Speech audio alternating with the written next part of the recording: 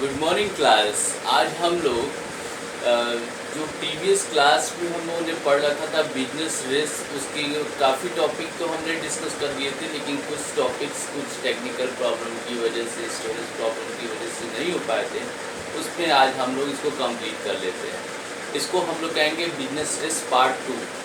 आज हम लोग देखेंगे nature of business of risk में 3 तरीके के रिस्क के बारे में हम लोग डिस्कस कर चुके हैं। पहला आता है risk is a result of uncertainty. Uncertainty के बारे में हम लोगों ने पहले डिस्कस कर चुका है कि कुछ चीज़ें फिक्स नहीं होती हैं, कभी भी हैपनिंग हो सकती है। ये अनसर्टेनिटीज़ की कंडीशंस होती है। इसमें हम लोग 3 तरीके के अनसर्टेनिटीज़ देखने को मिलता है, जिसमें हमारे ह्यूमन रिस्क हो सकते हैं, या हम कह सकते हैं कि बिजनेस रिस्क और नेचर अनसर्टेनिटीज़ की बात हम लोग कर सकते हैं। अगर हम लोग ह्यूमन रिस्क में देखा जाए तो किसी कंपनी में स्ट्राइक हो जाते हैं, थेफ्ट हो जाती है, या wrong assessment of demand change in A price, मतलब कि किसी बिजनेस यूनिट में हम लोग प्राइस पे बहुत ज़्यादा फ्लक्चुएशन कर देते हैं, जिससे हमारी डिमांड पे बहुत ज़्यादा अफेक्ट हो जाता है।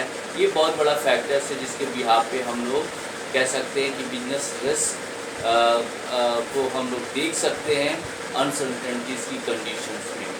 फिर दूसरा हम लोग नेचर अनसर्टेनिटीज़ की बात करेंगे। Earthquake, drop, snowfalls and epidemics, ये कुछ ऐसे नेचुरल डिजास्टर्स के बिहाफ पे, कुछ ऐसे बाय द नेचर्स के द्वारा, चाहे वो अर्थक्वेक हो, चाहे हम सूखा पड़ जाना, या हम कह सकते हैं महामारी हो जाना, इस तरह के ओले पड़ जाना, इस तरह के बहुत से ऐसी बाय द नेचर्स के द्वारा डिजास्टर्स होते हैं जो कि कहीं ना कहीं नेचर अनसर्टेनिटीज़ को डिफाइन करते हैं। ये पूरे 3 फैक्टर जो कि थे रिजल्ट्स ऑफ अनसर्टेनिटीज़ थे, जो हम लोग अब तक के बिजनेस में देखते थे। आज हमारे पास सेकेंड पार्ट है risk is a unavoidable. Risk को हम लोग अवॉइड नहीं कर सकते, रिस्क तो अनिवार्य है, लेकिन रिस्क को हम लोग कम जरूर कर सकते हैं। कम करने का मतलब जहाँ हमें बहुत ज़्यादा लॉसेस होने की चांसेस होते हैं, उसको हम रिड्यूस कर सकते हैं, कम कर सकते हैं। फिर थर्ड प्लेसेस में degree of risk varies with the size of business. Business की साइज पे रिस्क डिपेंडेंट करती है। अगर बिजनेस लार्ज स्केल पे होता है तो हमारा रिस्क भी लार्ज होगा, बड़ा होगा। अगर हमारी बिजनेस स्मॉल स्केल पे होगी तो हमारा कह सकते हैं कि लॉसेस भी बहुत कम होगा। तो हम कह सकते हैं business risk very with the size of business. आज हमारे पास थर्ड पॉइंट्स होते हैं profit is a consideration of risk taking, यानी कि हम प्रॉफिट पे बहुत ज़्यादा विचार करते हैं, जो कि हमारे पास रिस्क टेकिंग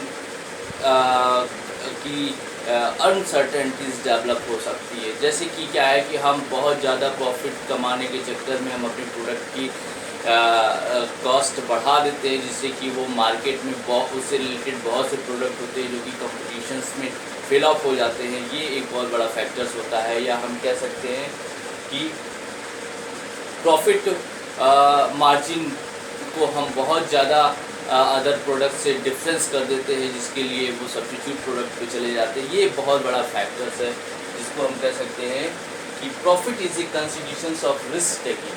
प्रॉफिट हमेशा रिस्क टेकिंग पे कंसिडर करता है। हम मिनिमम प्रॉफिट्स पे अगर कोई वर्क करते हैं तो कहीं ना कहीं हमारे लिए फेवरेबल होता है किसी बिजनेस में ग्रो करने के।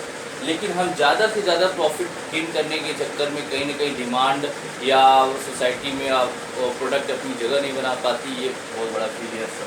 Risk depends upon the natures of business. Risk हमेशा बिजनेस के नेचर्स पे डिपेंडेंट करता है। हमारा बिजनेस किस टाइप का है, हम जो बिजनेस हम लोग करते हैं कहीं ऐसा तो नहीं है कि वो रिस्की हो।